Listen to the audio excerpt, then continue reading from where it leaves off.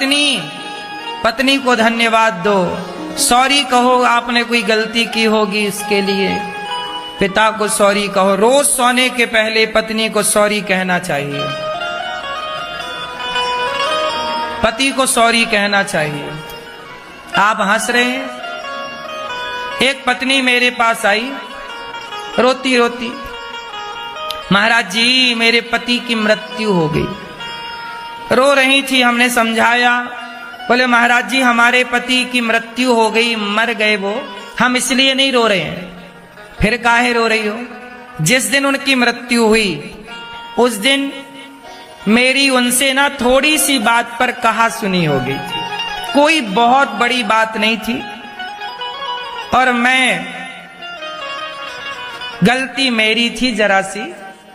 वो थके हुए आए थे और मैंने घर की छोटी छोटी बातों की शिकायत करनी शुरू कर दी, तो उन्होंने कहा कि मैं थका हुआ आया हूं, तुमने पानी तक तो पूछा नहीं, और शिकायतें लेके बैठ गई। तो उन्होंने थोड़ी नाराजगी से कह दिया कि तुम्हारा तो यही काम है, तो मैं नाराज हो गई और रात को ही उनको अटैक आ गया। मैं ना उनसे इस गुस्से में मैंने भी बात नहीं की, वो अपनी करवट में सो गए, मैं अपनी करवट में सो गई। रोज उन्हें भोजन कराती थी, कल रात को भोजन नहीं कराया गुस्से में।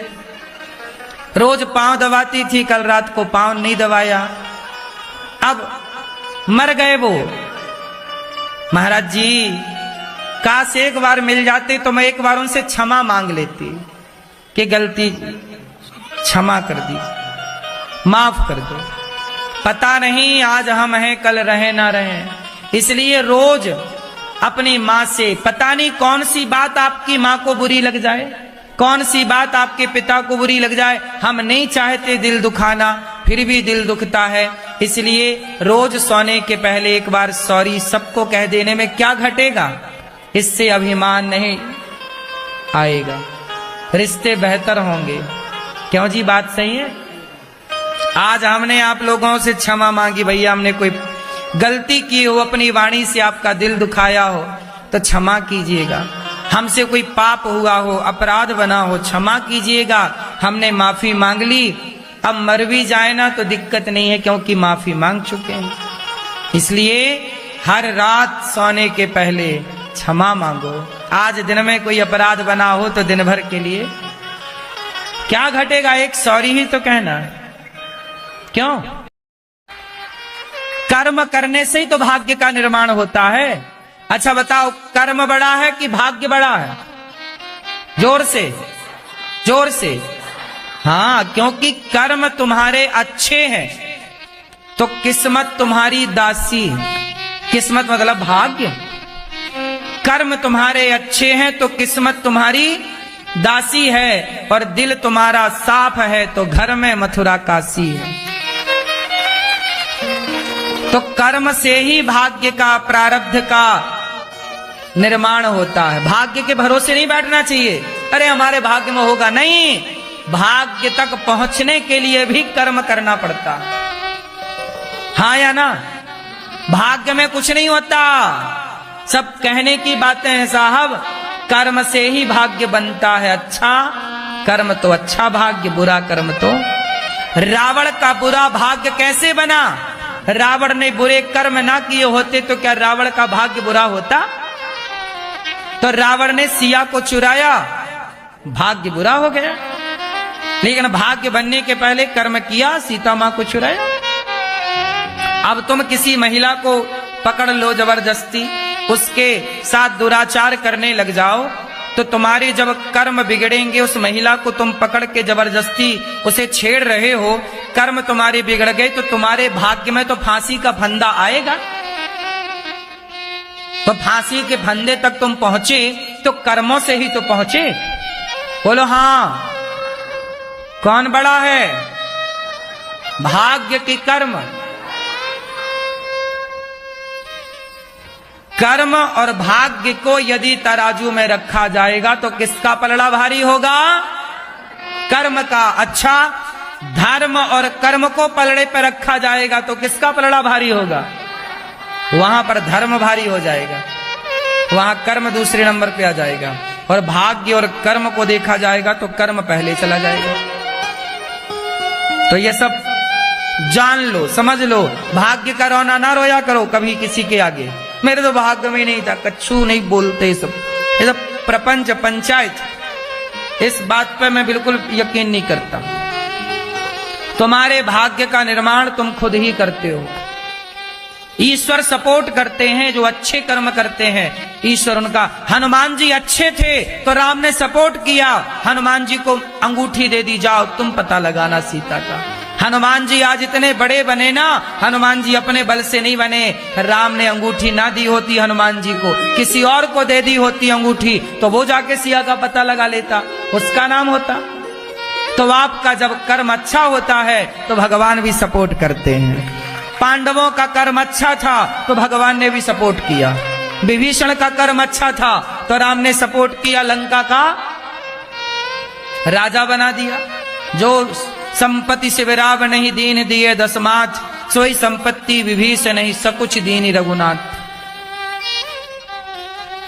ईश्वर भी उनका साथ देते हैं जो कर्म अच्छे कर्म करता है, अच्छे रास्ते पर चलता है, उसका सदा ईश्वर साथ देते हैं। उसी का भाग्य बढ़िया होगा जो अच्छे कर्म करेगा। इसलिए पत्नी बुरी है रोने का नहीं, पति बुरा है रोने का नहीं, अब क्या करोगे झेलने का। क्यों मैया आपके पति कैसे हैं? अच्छे हैं। और आप शादी हो गई? अच्छा, पत्नी अच्छी है? पत्नी अच्छी है? आपसे पूछ रहे हैं। बढ़िया, बात मानती हैं? बढ़िया। मैया आपका ब्याह हो गया? नहीं, पत्नी आएगी, डांटे मारे कुछ भी करे, बोलने का नहीं, पिटते रहने का चुपचाप।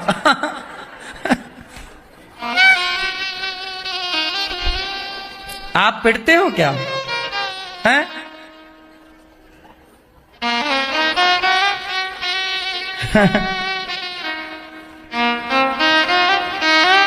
आपकी पत्नी कैसी है? अच्छी है? मारती हैं? नहीं, बढ़िया है। और आप लोगों की बढ़िया है? कभी हाथ मार तो नहीं उठाती? और आप लोग तो नहीं उठाते हाथ? मारते तो नहीं हो? मारते हो? हैं? अच्छा, ना आप मारते ना वो मारते, कछु लेना ना देना, मगन रहना। ये भी बढ़िया। सही है। जब आप पत्नी के साथ अच्छा व्यवहार करोगे तो वो भी आपके साथ अच्छा व्यवहार करेगी। इसलिए कुल मिला के हम जो बोते हैं हम वही काटते हैं। पेड़ बोए बबूल का तो आम कहां से आए। इसलिए सबसे अच्छा व्यवहार करो, माता से, पिता से, पत्नी से, पति से, रिश्ते नातों से, दोस्तों से, संसार के प्रत्येक प्राणी से।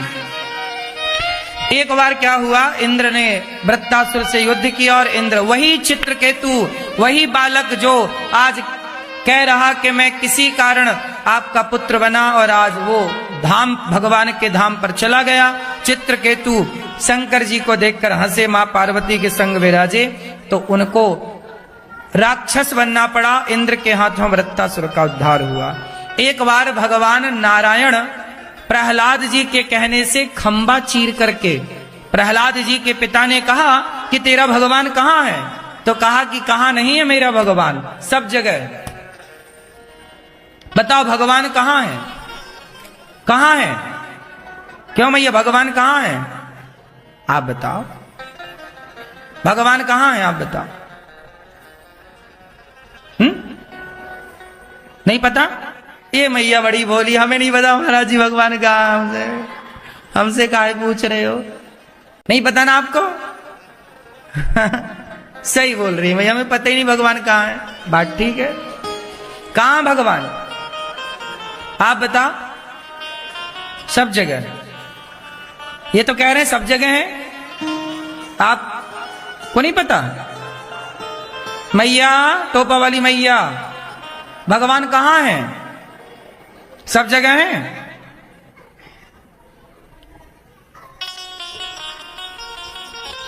कहाँ है भगवान? बता। यहां है मन में? मन कहाँ है? भगवान मन में है और मन भाग रहा, भटक रहा है। भगवान कहाँ है? भगवान सब जगह तो है। मोकू कहाँ तो ढूंढे बंदे, मैं तो तेरे पास में। खोजी होए तो मिल भी जाऊं मैं तेरे विश्वास में। मोकू कहाँ तो ढूंढे बंदे, मैं तो तेरे। कहाँ भगवान है? विश्वास में। यदि विश्वास है तो भगवान है, नहीं है तो कहाँ भगवान है? सवाल ये खड़ा हुआ कि भगवान है तो नजर क्यों नहीं आते, दिखते क्यों नहीं? अच्छा ये बताओ, आपके सिर में, कमर में, पेट में कभी दर्द होता है कि नहीं? कभी ना कभी, कहीं ना कहीं तो हुआ ही होगा। दर्द हुआ क्या? दर्द हुआ क्या? दिखाई पड़ा? बोलो। दर्द नहीं दिखता तो क्या ये मान लिया जाए कि दर्द नहीं होता? दर्द होता है परंतु दिखाई, लेकिन दर्द का अनुभव तो होता है ना। दर्द का अनुभव तो है पर दर्द को दिखाया नहीं जा सकता। उसी प्रकार भगवान भी एक दर्द है। मीराबाई यही तो कहती है, दर्द की मारी बन बन डोलूं वैद मिले नहीं कोई, हैरी मैं तो प्रेम दीवानी मेरो दर्द ना जाने कोई। तो दर्द क्या है? जैसे दर्द है पर दिखाई नहीं पड़ रहा है, उसी तरह ईश्वर भी एक दर्द की तरह है कि है तो पर दिखता नहीं। दर्द है पर दिखाई, दर्द का अनुभव होता है। अच्छा, दर्द का अनुभव किसे हो सकता है? जिसे दर्द होगा। कांटा आपको लगेगा तो दर्द किसे होगा? आपको ही होगा। उसी तरह जैसे जैसे कांटा लगता है उसी को दर्द होता है। जो भक्ति करता है उसी को ईश्वर का एहसास होता है। तो भक्ति करे ही ना, काहे का उसे एहसास होना? 100 लोग यहाँ, 1000 लोग बैठे हैं, सब थोड़ी ईश्वर को महसूस कर पाएंगे, सब थोड़ी ईश्वर के योग्य बन पाएंगे। प्रहलाद ने खंबे की तरफ इशारा किया, हिरण्यकश्यपु ने तोड़ा, खंबे से नरसिंह भगवान प्रकट हो गए। आज भी भगवान खंबे से प्रकट हो सकते हैं। बोल, प्रहलाद जैसी भक्ति, प्रहलाद जैसा विश्वास तो हो। कमी हम में हो गई, भगवान में नहीं। इसलिए प्रहलाद जी की तरह हम बने, प्रहलाद जी के रास्ते पर हम चलें। भगवान दिखते क्यों नहीं? भाई देखने की ताकत हो तुम्हारी आंखों में तो दिख भी जाए। बैक्टीरिया है या नहीं है? बताओ, बोलो। क्या बैक्टीरिया दिखाई पड़ता है इन आंखों से? कैसे देखते हैं? माइक्रोस्कोप से देखते हैं। बिना मशीन के बैक्टीरिया नजर नहीं आता, बिना यंत्र के बैक्टीरिया नहीं दिख रहा है, तो बिना मंत्र के, बिना भक्ति के ईश्वर कैसे दिखेगा? मीरा होए तो भगवान को देखें। भगवान को देखने के लिए प्रहलाद की आंखें चाहिए, मीरा की आंखें चाहिए और सूरदास की अंधी आंखें चाहिए। सूरदास जैसी अंधी आंखें होए तो भगवान को देखा जा सकता है, हाँ या ना? तुलसीदास जी की आंखें होए तो राम को देखा जा सकता है। वरना इन आंखों से तो तुम्हें बैक्टीरिया नजर नहीं आ रहा है, तो ईश्वर इन आंखों से क्या नजर आएगा? इसलिए कहता हूं, वृंदावन में बंदर ना चश्मा उतारता है तुम्हारा। मानो वृंदावन का बंदर कहता है, बहुत लगा लिया ये दुनिया का चश्मा, इसे उतारो। अब वृंदावन आए हो तो जरा भक्ति का चश्मा लगा के देखो कन्हैया कैसे दिख रहे हैं। यहां आए हो तो भक्ति के चश्मे को देखो। ईश्वर को देखना है तो प्रेम का और भक्ति का चश्मा चाहिए। ये वाला चश्मा तो जगत को देखने के लिए है, हाँ या ना?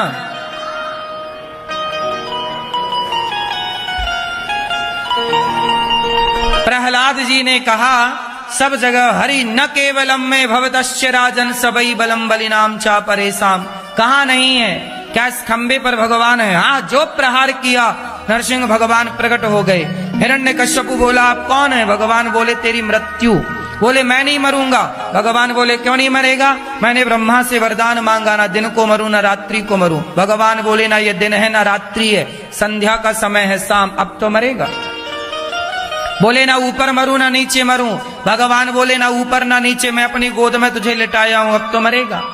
बोले ना मैं बाहर मरूं ना भीतर। भगवान बोले देहरी पर मार रहा हूं, ना बाहर ना भीतर। बोले ब्रह्मा के बनाए किसी आदमी से नहीं मरूं। भगवान बोले ब्रह्मा हमें नहीं बनाते, हम ब्रह्मा को बनाते हैं, अब तो मरेगा। बोले अभी भी नहीं मरूं। बोले अस्त्र से मरूं ना शस्त्र से मरूं। भगवान बोले ये नाखून मैंने फैशन में थोड़ी बढ़ाए हैं, अब तो मरेगा इन नाखूनों से। बोले अभी भी नहीं मरूं। बोले मैंने वरदान मांगा ब्रह्मा के बनाए 12 महीने में किसी महीने नहीं मरूं। भगवान बोले पंचांग देखा कर, ये 13वां महीना चल रहा, पुरुषोत्तम महीना तेरे लिए बनाए, अब तो मरेगा। अब कहां उत्तर देने का रहा? आप कितने भी चतुराई से चलो पर जीत ना पाओगे, मरना तो पड़ेगा। क्यों? इसलिए मरने से डरो मत, अच्छे कर्म करो, मृत्यु से डरने का नहीं। बचा कौन कि तुम बचोगे? कौन बचा भैया? इसलिए कितनी भी चतुराई तुम अपनाओ, कितने भी चतुर तुम बन जाओ, हो जाओ, ना चलेगी चतुराई। हिरण्यकश्यपु को भगवान ने विदीर्ण कर दिया नख से और आतों की माला बनाकर पहनी। गोविंदाय नमो नमः। प्रहलाद जी गोद में बैठे, पुत्र कुछ मांग लो। भगवान से देखो, भगवान कह रहे हैं प्रहलाद जी से कुछ मांगो। प्रहलाद जी बोले मैं नहीं मांगता। क्यों? प्रभु ऐसी कृपा करो कि कभी कुछ मांगने की इच्छा ही ना हो। प्रहलाद जी कौन से भक्त हैं? निष्काम। कौन से भक्त हैं? कोई कामना नहीं। यदि आपके भीतर कामनाएं हैं तो आप परेशान होंगे, कामनाएं ही नहीं है। इसलिए प्रहलाद जी सबसे श्रेष्ठ हैं, क्योंकि उन्होंने भगवान से कुछ नहीं चाहा। इसलिए आपसे प्रार्थना करूं, भगवान की भक्ति तो किया करो पर भगवान से कामनाएं ना रखा करो। क्या कामनाएं? अच्छा बताओ, आप लोगों के पास क्या है और क्या नहीं है? दोनों लिस्ट बनाओ जरा, क्या है और क्या नहीं है, बताओ। अच्छा ये बताओ, यदि आप लिस्ट बनाओगे क्या है आपके पास और क्या नहीं है, तो कौन सी लिस्ट बड़ी होगी? जो है उसकी या जो नहीं है उसकी? बोलो, आपके पास जो है वो ज्यादा है या जो नहीं है वो नहीं वाली चीज इच्छाएं ज्यादा है? क्या ज्यादा है?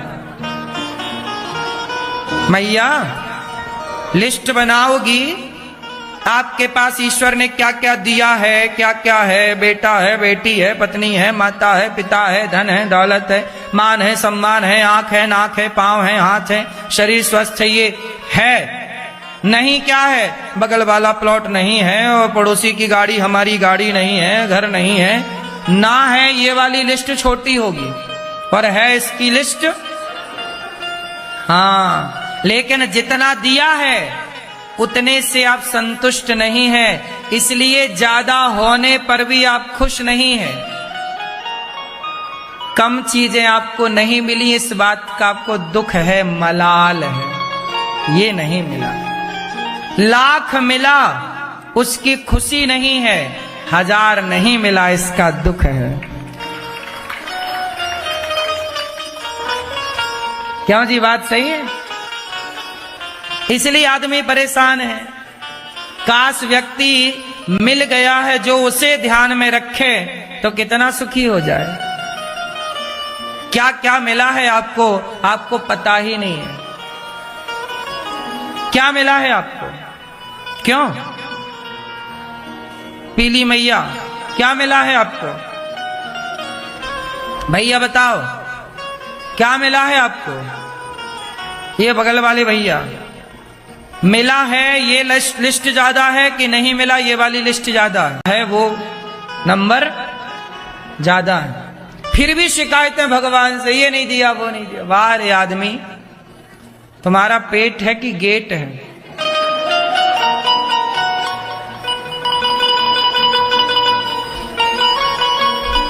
कामनाएं पूरी ना होंगी साहब, जो मिला है उसका थैंक यू करो, धन्यवाद दो विधाता, क्षमा कीजिए, हम बहुत बड़े पापी अपराधी, हम जैसा भला पतित कौन होगा। इतना दिया आपने फिर भी हम आपका धन्यवाद ना कर सके, इसके लिए जितना दिया था हमने शिकायत उसकी की जो नहीं मिला था, जो मिला था उसका धन्यवाद करना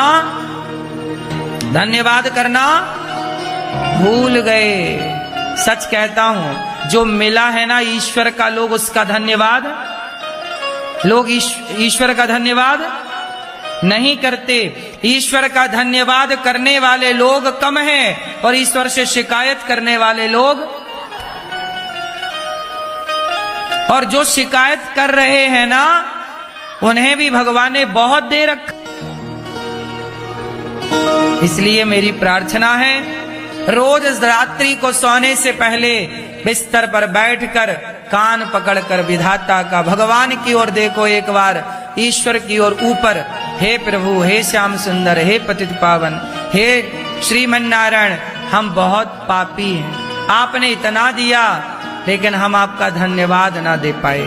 हे प्रभु हमें क्षमा कीजिए, जो दिया है ना आपने बहुत है, औरों के पास इतना भी नहीं है जितना आप लोगों के पास कचरे में पड़ा है।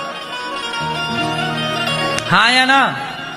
तुम्हारे घर में एक स्टोर रूम होगा, कबाड़ खाना होगा, जहां सारा घर का सामान आप वेस्ट सामान, खराब सामान फेंकते हो। हाँ या ना?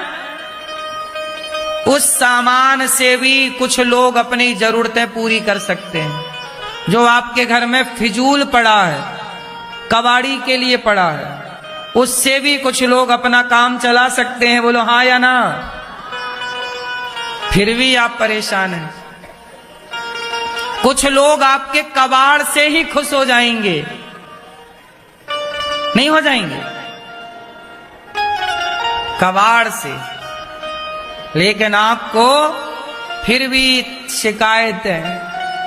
धन्यवाद दिया करो, रोज ईश्वर का धन्यवाद, कान पकड़ा करो, ईश्वर से क्षमा मांगा करो, प्रभु बड़ी गलती हो गई, जो दिया उसका धन्यवाद करना भूल गए।